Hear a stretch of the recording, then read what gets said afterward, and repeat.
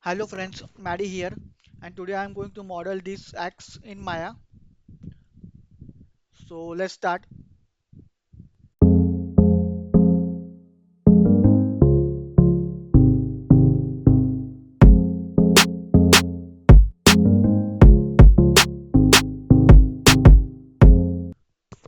Hello friends, that's it. So here is our axe model in Maya.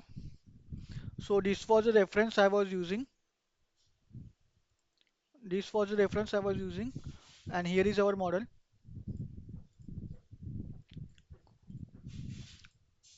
This was the reference, and here is our model.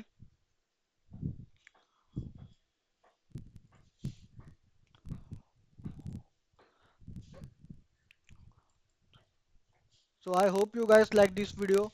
Stay tuned to my channel for more modeling videos like this, and also some gameplay of some games which I have. So stay tuned to my channel, and I will see you all in my next video. Bye guys.